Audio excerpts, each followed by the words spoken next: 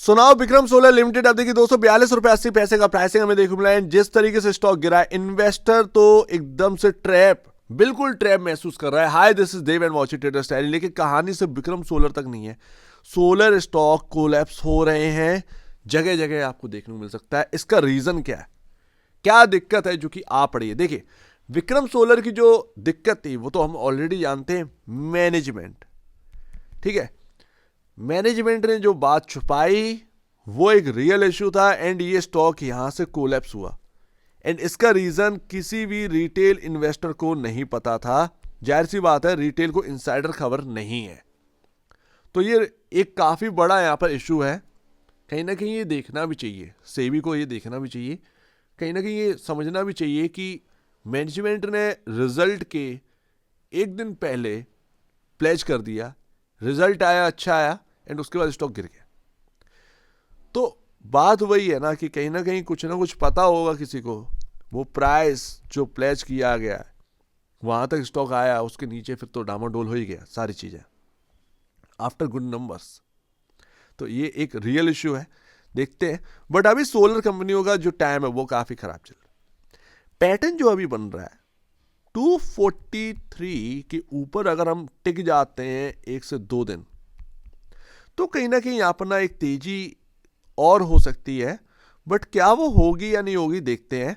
Stock already discount कर चुका है, स्टॉक ओवरसोल्ड जोन में भी। आरएसआई का जो वैल्यू है 25.95 ओवरसोल्ड में ही आप घूम रहे हैं, आप उधर की तरफ ही हैं। कोई रिलीफ यहां पर नहीं है, लेकिन अपसाइड यहां से आई तो एक अच्छी खासी आ सकती है बिकॉज ऑफ आप एक ओवरसोल्ड में भी।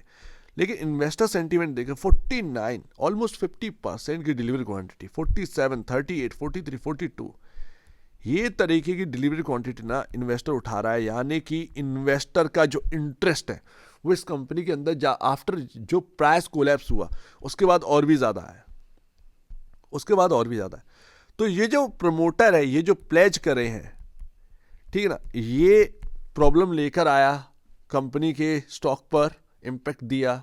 जाहिर सी बात है, क्वार्टरली नंबर्स को हमने डिस्काउंट होते हुए देखा, क्वार्टरली नंबर्स बाई डिस्काउंट हो गए, सीधी सी बात।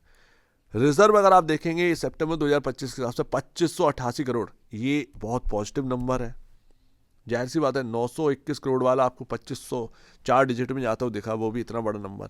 बोरोइंग्स यानी डेट वो काफ़ी लो है, 662 करोड़ का ही कर्ज रह चुका है, कोई खास कर्ज भी नहीं है।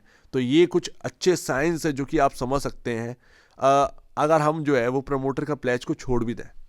सेल्स का नंबर भाई ठीक ठाक बना हुआ है, जो ऑपरेटिव प्रॉफिट है वो काफ़ी अच्छा हो गया, 3 क्वार्टर से लगातार बेहतरीनी प्रदर्शन जो है वो कंपनी के अंदर परफॉर्मेंस बनी हुई है।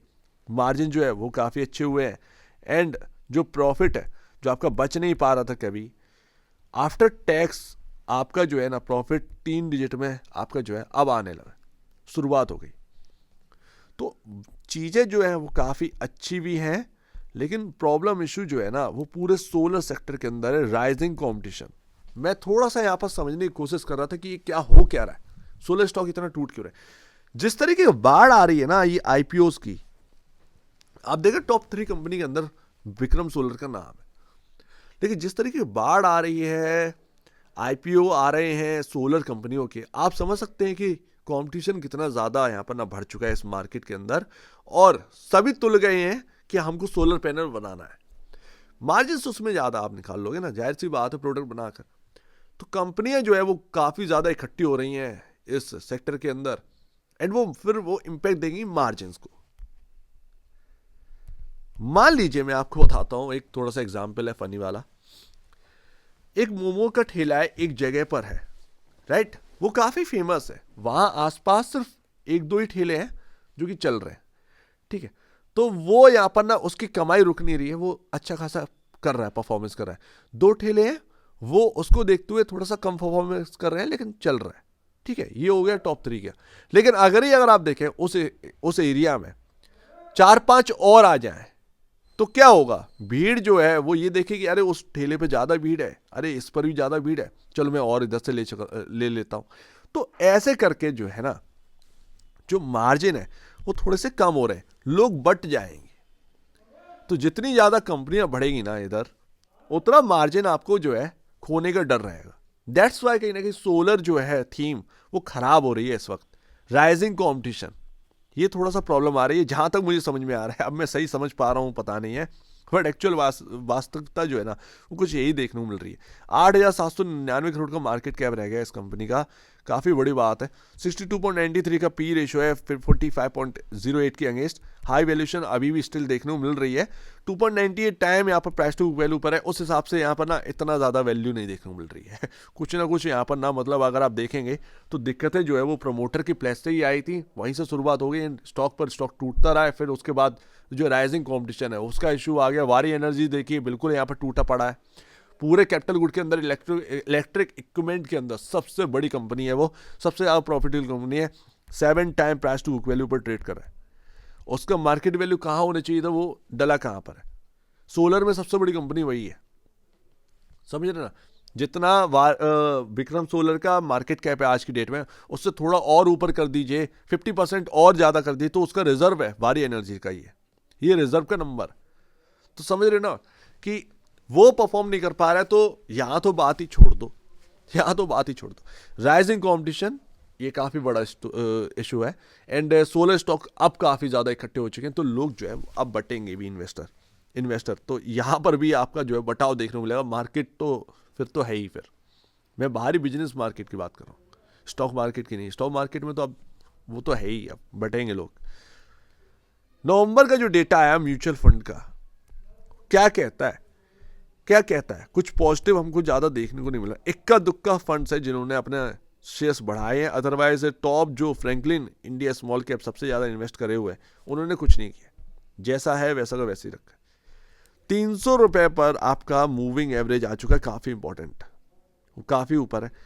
क्या हम उसको क्रॉस कर पाएंगे? जब तक मूविंग एवरेज हम क्रॉस नहीं करेंगे तब तक कुछ होएगा नहीं, एक जो पॉजिटिविटी नहीं आई। और वो मूविंग एवरेज आपका रेजिस्टेंस भी बन सकता है, ये भी ध्यान रखिए। इस स्टॉक के अंदर क्या है, 250 एक रेजिस्टेंस है, दूसरा आपका 275 के आसपास रेजिस्टेंस पड़ेगा, 300 आपका रेजिस्टेंस है, और सबसे बड़ा वाला रेजिस्टेंस उसकी बात करते हैं जरा। वो सबसे बड़ा वाला जो रेजिस्टेंस है वो आपका मिलता है इस जगह पर, 320 से 325। बिगेस्ट आपका रेजिस्टेंस यहीं पर है। लेकिन अगर हम 300 के ऊपर निकल रहे हैं, इसका मतलब ये है हमने मूविंग एवरेज क्रॉस कर दिया, हमने कई सारे रेजिस्टेंस क्रॉस कर दिए, यानी कि स्टॉक धीरे धीरे कहीं ना कहीं वो 320 325 का रेजिस्टेंस भी क्रॉस कर लेगा, ये बात आ जाती है। सो उम्मीद है इस बात को हम समझ रहे हैं कि क्या रियल इशू रहे हैं, क्या हुआ है एक्चुअल बेसिस पर। जो कहानी बनने चाहिए थी वो बनी नहीं, प्रॉब्लम यहीं पर आ गई। लेकिन क्या हो क्या रहा है, क्या ये एक राइजिंग कंपटीशन आपके मार्जिन्स को हिट कर सकता है, इस वजह से ये सोलर स्टॉक टूट रहे हैं? कहीं ना कुछ तो वैलिड रीजन है ही है, ये तो हमें समझ में आ ही रहा है। बाकी स्टॉक तो टूटे हैं, सोलर स्टॉक्स पूरे खराब हुए हैं, काफ़ी ज़्यादा दिक्कतों में है। अगर मान लीजिए वारी एनर्जी चल जाए एंड वो अच्छा खासा आपको अपसाइड देखता हुआ मिले मार्केट के अंदर, तो वो सभी सोलर स्टॉक पर इम्पैक्ट पड़ेगा। जब आपका टॉप लेवल का कॉम्पिटिटर ही जो है वो आपका यहाँ पर ना वो रियल वैल्यू पर नहीं घूम रहा है, तो बाकी सोलर स्टॉक तो छोड़ ही दीजिए। आज की डेट में सोलर स्टॉक जो पिटे हैं, जो थीम पिटी हुई है मार्केट में, थीमें जो है ना वो काफ़ी ज़्यादा टूट रही हैं। जैसे चिप्स की है, सोलर की है। चिप्स यानी आलू वाले चिप्स नहीं, ये चिप्स मेकर्स जो है, जो मैन्युफैक्चरिंग का काम कर रहे हैं, वो देखिए आप। EMS पूरी थीम, इलेक्ट्रॉनिक वाली थीम जो है वो पूरी टूटी हुई है। सोलर थीम जो है वो टूट रही है। अलग अलग तरीके की थीमें जो है ना वो नीचे आ रही। सो उम्मीद है काफ़ी कुछ आपको समझ में आया हुआ। इशू बना हुआ है और ये इशू कब तक हटेगा देखते हैं। 243 पर जो क्लोजिंग हुई है यही इंपॉर्टेंट लेवल है, क्या हम इसके ऊपर क्लोजिंग दे रहे हैं। 1 से 2 दिन अगर हमने क्लोजिंग दे दी तो फिर कहीं ना कहीं एक पॉजिटिविटी जो है वो इस स्टॉक के अंदर वापस आ सकती है। फिर आपका स्टॉप लॉस जो है वो यही बन जाएगा 240, 243। ये आपका एक स्टॉप लॉस की तरह है, आपका काम है। सो उम्मीद है काफ़ी कुछ आपको समझ में आया होगा। एक बार निवेश से पहले या बेचने से पहले अपने ब्रोकर एडवाइस से जरूर सलाह लीजिएगा। खुद की स्टडी करेगा, उससे बेहतर कुछ भी नहीं है। खुद की स्टडी मस्ट है। तो अब दीजिए अपनी देखिए वो तो धन्यवाद दोस्तों।